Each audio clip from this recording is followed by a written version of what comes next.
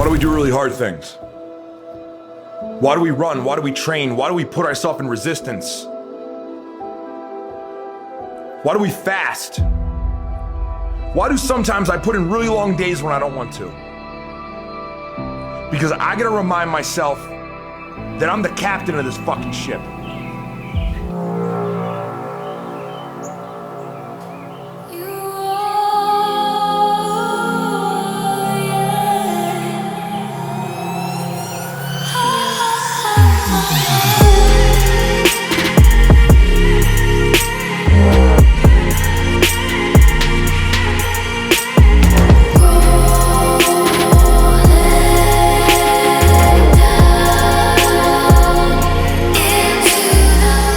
What is going on YouTube? Hope you are all doing well. We are back in the Orange Paradise, which has had even more upgrades, which is fucking amazing. They've got a whole new section of the mezzanine in, which has just spread the whole gym out, plus some other little touches and features around the gym. Loads of new kit pending. This place is just amazing. If you haven't been down to New Image Gym in Sleaford, if you are in the Lincolnshire area or further afield and you're just fancying a trip out, New Image Gym is definitely the place to come. This place is so cool now. I've been training here for a long time, and this place just continues to get better and better and better. So cool to be a part of. So we are in for shoulders today. Now normally I would be taking you through my axle session, but I have been having some problems with my patella tendons in my knees, and I will be doing a separate video on how I've been looking after those. I've been using peptides to look after those with very good success. So today I'm just playing my cards safe. Because I don't need to push on today and bugger around with axle, I can afford to take that step back. I'm going to do that today because that's going to guarantee me a better leg session tomorrow. I haven't trained legs properly in 2 weeks. Last week was a deload prior to blood work, and the week before then my patellas were just so mangled after my push press work the day before. It meant that I couldn't get anything. I came in to train legs and nothing was going to go. Everything was causing me pain.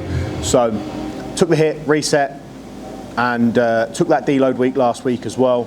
And that in combination with some stretching, some foam rolling, which is just blood flow work realistically, and then the peptides, I feel great. So I'm not going to push it today in the push press, but I am going to be doing some strict overhead press and then my usual training setup. But I'm going to talk to you today about sort of the phase, where I'm at, where I'm going to next. So stay tuned for all of that. But for now, I'm going to chin my pear kiwi blood and guts, which is definitely my favourite flavour so far. Although the mojito flavour, if you like a mojito, the mojito flavour is banging.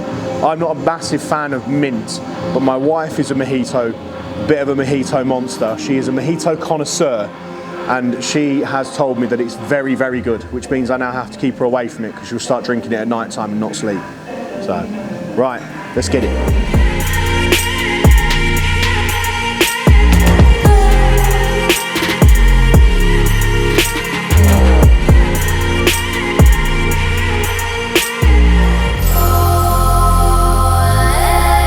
Lady's got a whole new rig, gimbal, new camera, screen, and it's she can have bigger arms than me by the end of the year.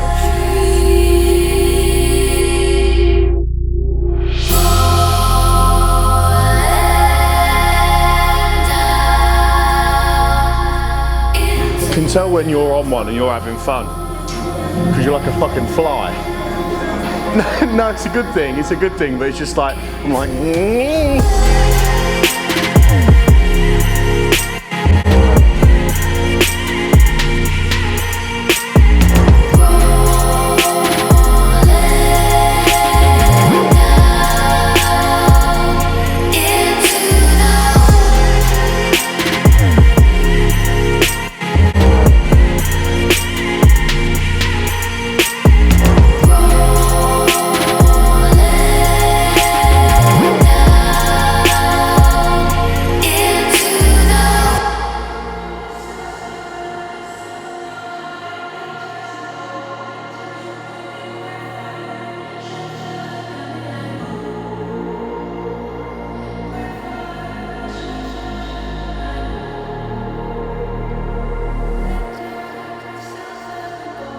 So body weight at the moment is sat around 277 pounds, 276, 277, floating between there. And I'm starting to get that like fullness feeling again. We're not on gear yet. We've just increased my insulin, so I've been all the while during my cruise, because my carbohydrates are so high, and my overall food intake is relatively high. We will use a little bit of insulin just to take the pressure off my pancreas. So we're not taking insulin necessarily in a super physiological range to try and increase its anabolic properties. We're literally using it to take that pressure off my pancreas, so using it for a health benefit. But we have just increased my insulin because we've been bumping up food, and inevitably that's made me feel a lot fuller. I feel a little bit fatter as well, if I'm just being brutally honest, but a lot of that is because I'm not on gear. You know, if you're bulking naturally, you're going to get softer compared to someone that's bulking using anabolics. Quite simply because having higher testosterone levels, super physiological testosterone levels, is inevitably going to keep you that little bit leaner. So, you know, rate of fat gain is more than what I'm used to, and my current levels of body fat are slightly higher than I'd like. But I also appreciate that being lean right now is not the goal. Being strong is, and having a slightly higher body fat percentage is beneficial for strength. It doesn't need to be obscenely high. I'm probably sat, if you want to know a percentage, I'm probably sat between sort of 15 and 20% at the moment. And I wouldn't want to be anything past sort of 20% really. I wouldn't want to be much over, I definitely wouldn't want to be above 25%, that kind of ballpark. To be honest, I focus more on the way I look, which if I ignore my midsection, I'm still in okay shape. Like, I still have bicep veins. I mean, I still have feathers in my quads. I still got some lines in my glutes. I just blur in my midsection and get soft here very, very quickly. That's just me. It's just how I am, and I just have to come to accept that. But I'm happy with the body weight, and I'm happy with the way that things are feeling in the gym, because I feel very, very strong at the moment for like my natural baseline, and now we're going to look to build on that through the month of May. So yeah, all really exciting, to be honest, and it feels good to be heavy again.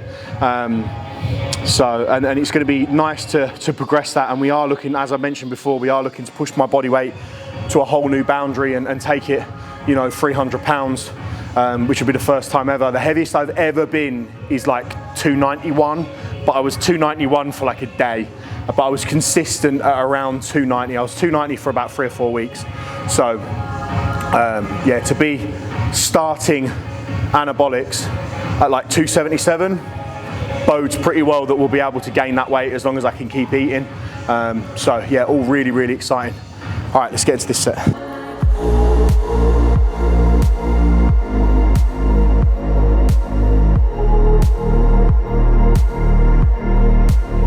A little tip that I can give you to define your strength work compared to your bodybuilding work, right?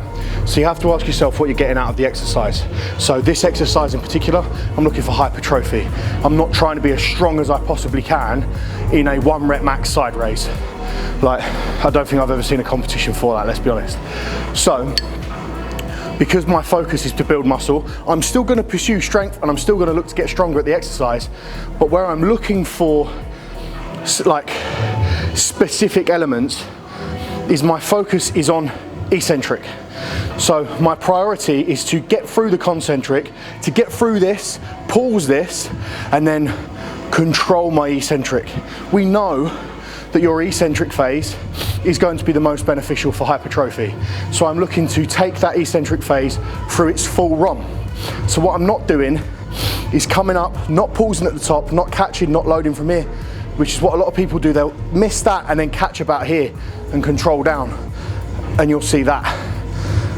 What I'm doing is coming up, catching it from here, and making sure from up top all the way to the bottom, the full ROM on the way down, I'm loading my delt and controlling that full eccentric.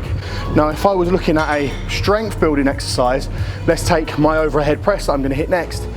I'm literally just looking to get it from A to B, so my focus is now on concentric, actually lifting the weight. My focus is there, and I'm trying to get that dialed in as much as possible.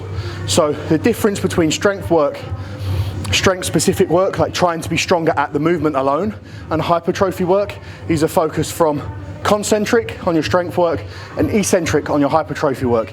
If you run that as a rule of thumb, you'll always be better at the variable you're looking at. Like a power lifter, they're just looking at trying to move the weight from A to B as efficiently as possible. A lot of momentum and a lot of sort of power, explosive stretch reflex power to lock that load out. They're not worried about contracting their chest on the way up and controlling and feeling that eccentric on the way down. Whereas if you was training bench press for musculature, you'd be contracting on the way up, pausing, squeezing, and then controlling that eccentric on the way down and getting into a deep stretch that way. Like that's the difference between the two, but you're irrelevant of whether your discipline is moving weight from A to B or your discipline is controlling eccentric phases, you're still progressing load. You're always trying to get stronger just within those slight caveats of disciplines. I've used that caveat word again, and that time I used it wrong.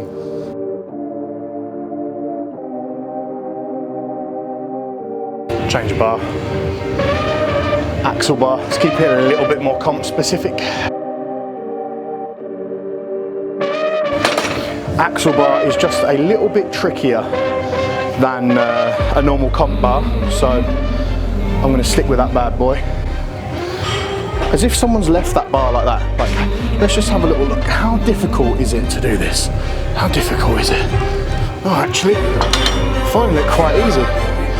Oh, that wasn't that difficult at all.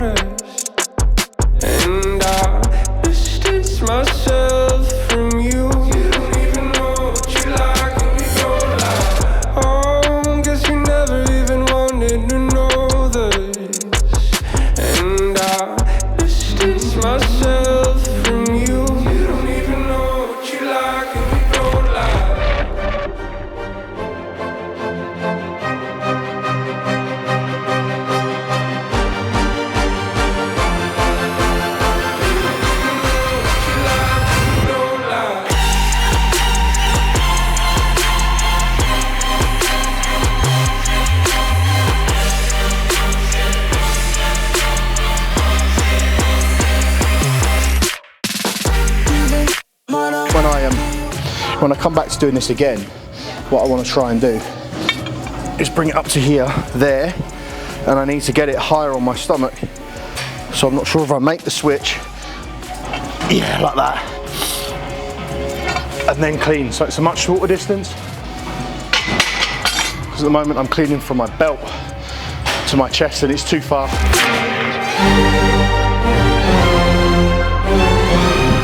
So I've got another new belt. It's not a strongman belt. This is a more like what I'd call like a bodybuilding belt really. It's just like a typical old school weightlifting belt. Obviously a DY Nutrition one, Team Stacey 10 at checkout, gets you 10% off and helps me out. Really, really nice quality belt this, really happy with it. And the reason why I bought this is I bought this basically for everything else. When I get bigger, one of the things that I notice is loading weights. So unloading and loading the bar, putting the weights back on weight trees. I get a really bad lower back pump. And my main reason for that is basically when I'm putting weights away and loading bars up, I lift like shit. You know, I'm not flat backed, nice breathed and braced, putting the bars on. I'm just bent over, getting on with it. So I notice I blow my back out, my back becomes really sensitive to it. So that's the main reason why I bought that as a precautionary. And because it's got DY on the back, and if you've got Dorian's name on you, you can't train like a minge. So I'm wearing it today. Well, I wear it every day that I'm not doing strongman stuff. Otherwise, I'm normally wearing my strongman belt, under belt, over belt. But yeah, it just means that when I'm picking plates up and loading them onto bars, I can just be a little bit conscious of my brace up a little bit, so I'm not loading my lower back all the time. And the difference has been really, really good.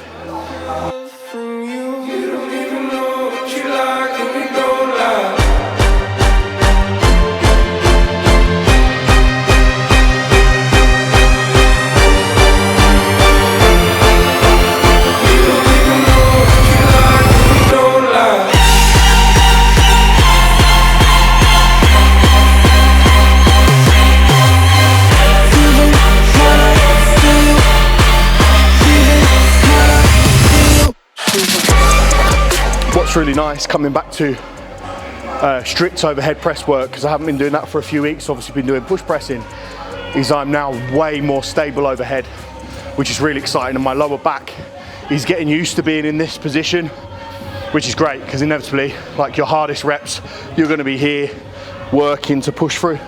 And the same with stone. When I'm doing Atlas stone, I'm going to be here trying to load that stone onto my lower back. Needs to be really confident in this position, and it's getting there, which is really, really good news. All right, another little thing that has been helping my stability is one of these. I've been using a new age mouthpiece. This was actually given to me by a client. I've been on about buying one for ages, but I didn't want to spend the money. They're 40 quid to find out that I don't like it or I don't get on with them. And on proper static lifts, so where you're just locked in, you lift the weight and grind, there's no like setup, I get on really well with them.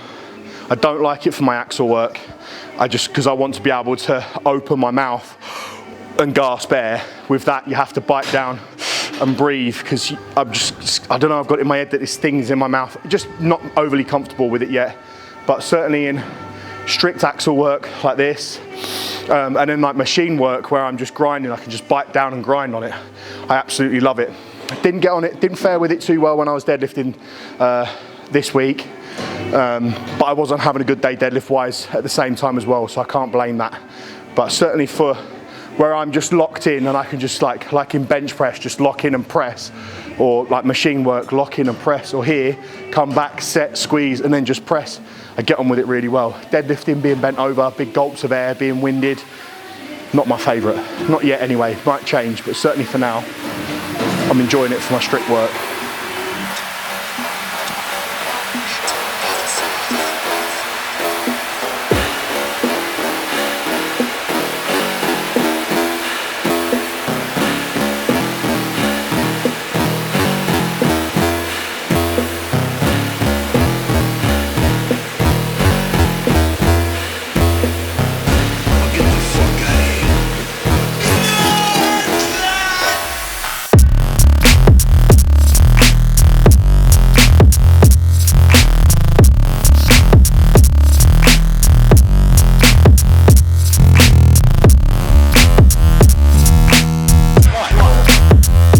Take 90 kilos for a single, and I feel like 100 kilos strict might be there today, which might be a lifetime PB, especially if I can get it from a decent amount of reps that I'm actually happy with.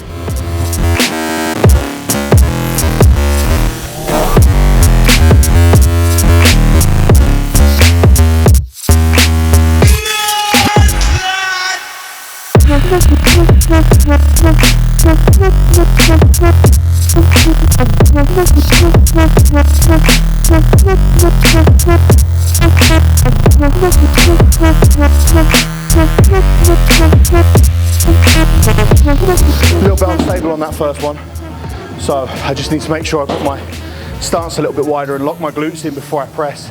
I just rushed that first one a little bit, so yeah, I'm going to go up to 100. I'm not sure I'm going to get as many reps as I'd like, but I'm still going to do it. Let's see what we can get. Certainly makes me vulnerable. Putting that kind of weight overhead makes me very unstable, but it's good for me.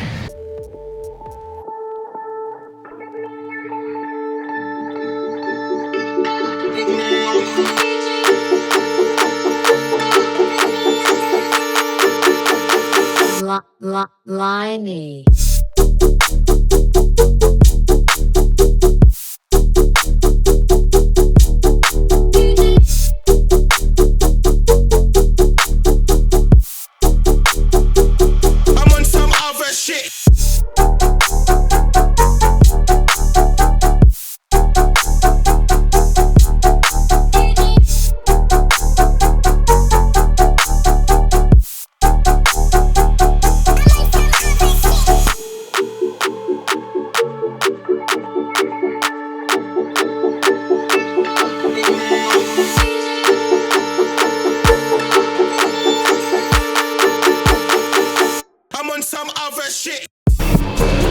I had 3 in my head, so to get those 3 I was happy with.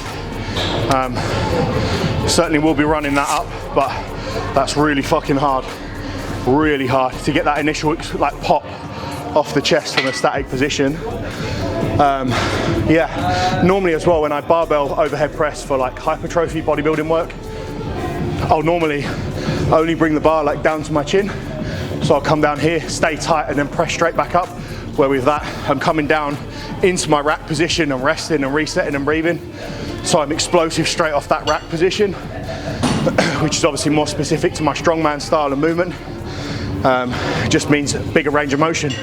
Really hard to be statically strong here, pressing out of that rack position. So I'll take that, 100 for a triple. I'll take that. Didn't film it for Instagram. Fuck, it means it doesn't count, but it'll do. 100 kilo, 3 reps, overhead, static. Not bad. Could be better, but it ain't bad.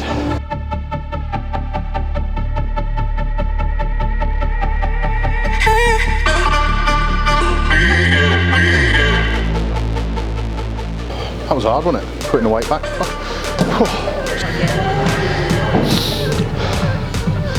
It sort of defeats the object. Taking your belt off when you unload the weights, I suppose, isn't it?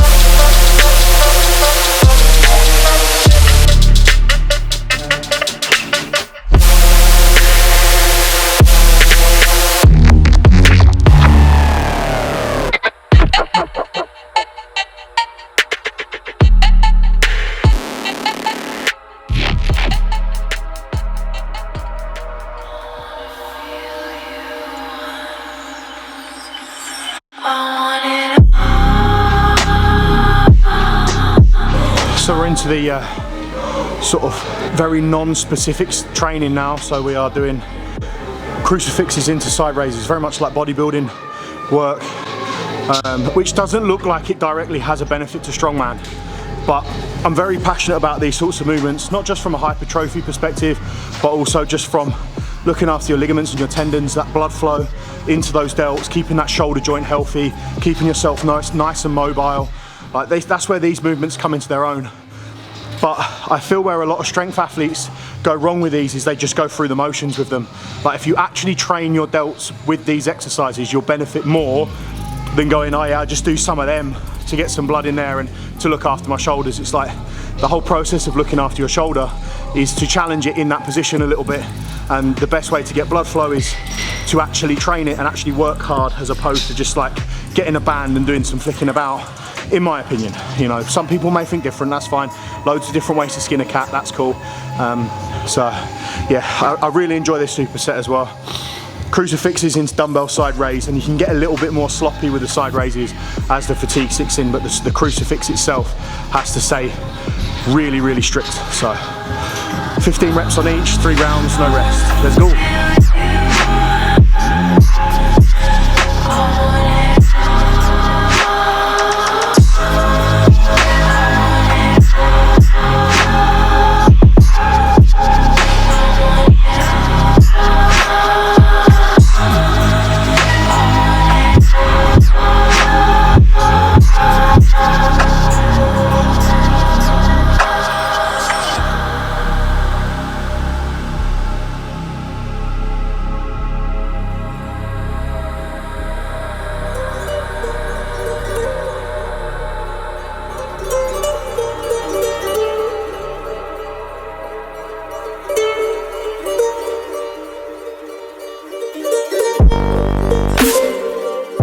That burns. This next set's gonna suck.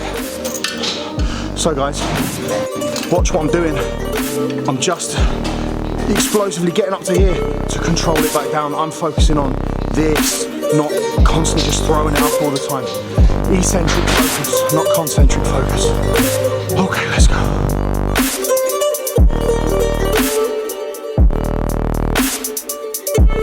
So that's 60 reps on my delts already. No, with minimal rest. I can't say no rest, can I? When it takes me ages to put the cuffs on. But Now to make it 90 reps.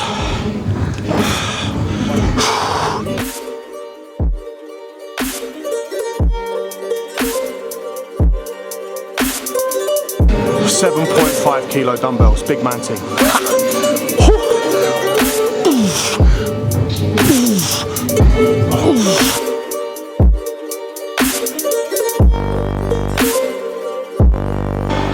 So when the gear's in a few weeks' time, like I think that's bad now, and that's gotten worse than it has because the increase in insulin and carbohydrates increases the ability to get a pump.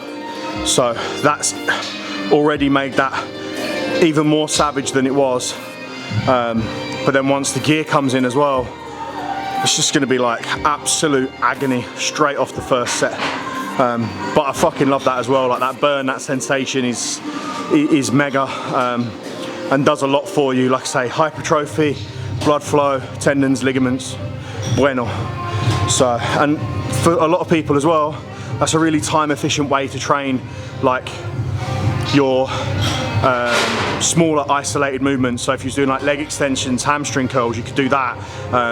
Upper back movements, you could use it there. Like if you need to isolate a muscle and rattle it out quick and then move on, that's brilliant, because that was 90 reps in about, I don't know, 4 minutes probably.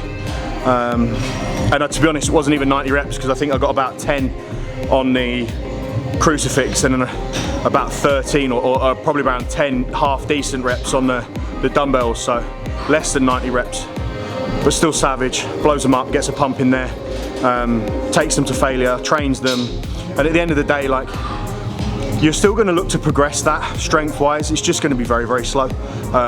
You know, it's going to be a rep here and there every now and then, but I'm not looking for massive strength gains in that.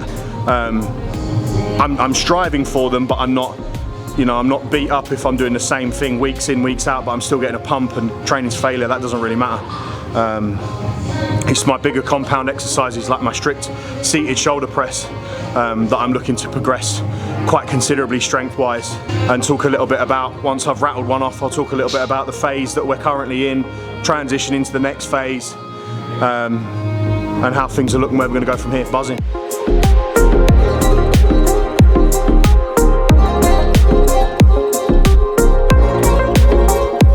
After the chats on yesterday's Instagram story, I get the feeling that I am one big ick, which is fine. I'm okay being icky. Call me Icky Ben from now on. What ickies were they? Huh? What are all your icks? There was a lot to do with like grunting whilst making noises. I was about to say making noises whilst exercising, grunting and screaming and shit. And I was like, fucking hell, sometimes I'll scream before a set, during a set and after a set, especially if I'm tired. And then another one was like nipples being out with vests and that, which I've been a culprit for. There's another one as well that I can't remember, but I imagine I'm loads of different icks. I mean, probably just being bald is an ick for some people because they've got a ex-boyfriend that was a prick that was bald. Having a beard is an ick, maybe.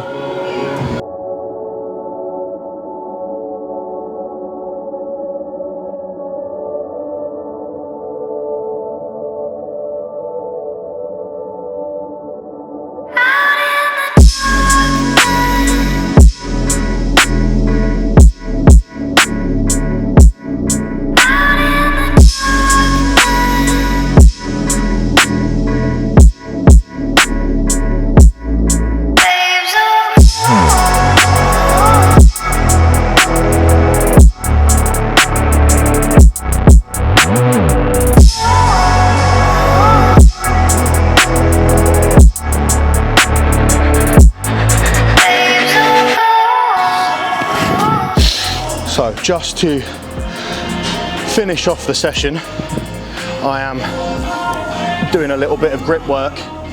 Very strong man of me. I just want to dramatically improve my grip.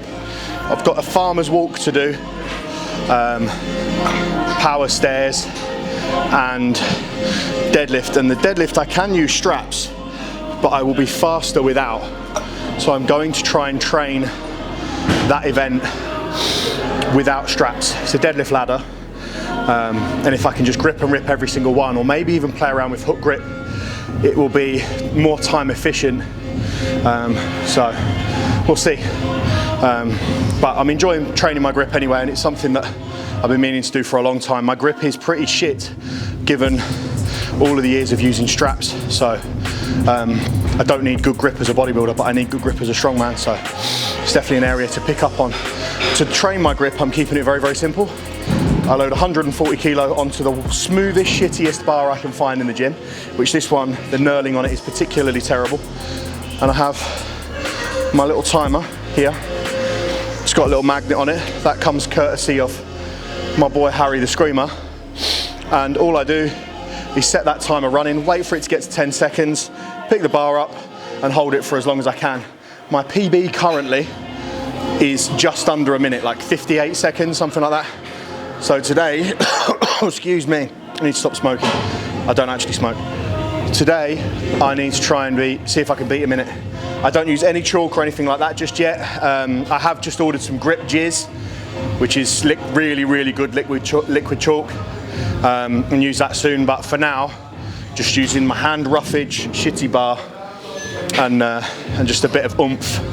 So I'm gonna put my belt back on so I can brace, and then yeah, hit into this, see if we can break a minute.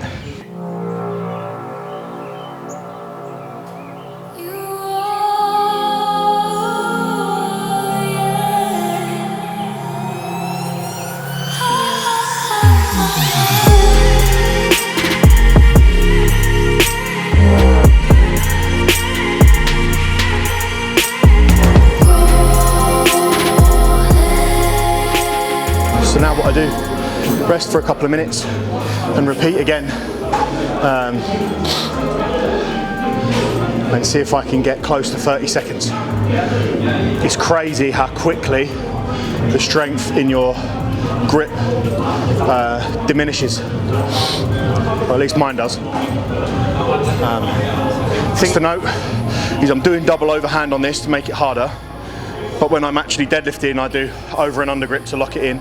But I have been thinking about playing around with hook grip to see if that would be a better option. It's just whether I can handle and hack the pain in my thumbs, and I might have to hash up my thumbs a little bit. You can like score your thumbs with a knife to give your finger something to bite onto. When you hook grip, cover your thumb in chalk and you put your thumb underneath and then wrap your fingers over the top, and that's how you grip, but it feels like your thumb's gonna break. Historically it doesn't, but yeah. So we're at the point in the program now where we've just completed what I refer to as the first like precursor phase, if you like, which is me just like getting back up to my natural potential, getting strong naturally, putting some weight on naturally, and also sort of, to be honest, proving to myself that I can live without drugs.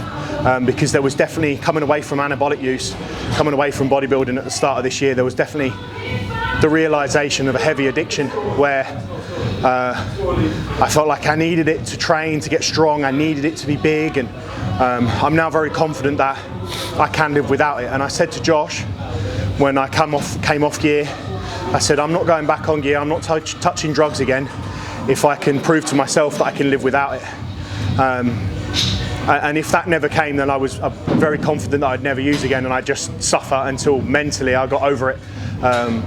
And yeah, within the last few weeks, well, probably close to 6 weeks, I've really proved to myself that I'm very happy, strong enough, big enough, without it, like very, very happy. So your brain probably thinks, well, why use? Literally because I want to, not because I feel I need to, and that's the difference. If I felt as though I needed to and I couldn't live without it, and it's something I desperately had to do, then I wouldn't touch it. But I'm very confident that I can use, take a good break as and when I like. So it's nice knowing that you can take that step and know what life's like without it, and be properly confident that you can live without it. So yeah, that's phase one. Precursor phase two is obviously getting drugs back in, and that phase will pretty much start from next week, I believe. Just got to wait for my blood work to come back. That was done on Sunday, today's Thursday. I may even have the email sat in my inbox now of my blood work. Me and Josh take a look at that with my check-in probably tomorrow. Establish some initial dosages, which I will be talking about on YouTube and going over what I'm going to be using. And then it's just a case of going for it, getting on cycle, and then using the majority of the next phase, which will bring me up to the 1st of June, using the entirety of the next phase to get to peak plasma levels. And peak plasma levels basically means that all the gear is in your system. And once all of the gear is in my system, we then start prep 12 weeks, or just over 12 weeks, to prepare for Lincolnshire's Strongest Man, September 2024, which I am fucking buzzing for. And although, and me and Josh talk about this a lot, although we don't talk about winning, we don't train to come second, and I would very much like the title of Lincolnshire's Strongest Man. So yeah, sounds cool, doesn't it? Not the strongest man in Lincolnshire, but Lincolnshire's Strongest Man. That is session done, people. Thank you very much for watching. If you lasted this long, I appreciate you. So we have some good content coming up for you. Blood work's coming up, with drug talk is coming up. If you want to know anything about my next journey or anything sort of related to what I'm about to do, feel free to drop a comment below. Find me on Instagram at Coach Ben Stacey. Slide in my DMs. Let me know what you want to see, and I'm more than happy to film it. As you should all know by now, I'm very much an open book. I'm, not going to hide anything. Very open, very honest. This is the game, and I'm very much looking forward to it, and looking forward to taking you all with me. So, yeah, good session ticked off today. Happy with that one. In again next week. Should be back to push pressing next week, which, all being well, my knees are up for, and yeah, we push on, crack on. Till next time. Peace, love, and cake.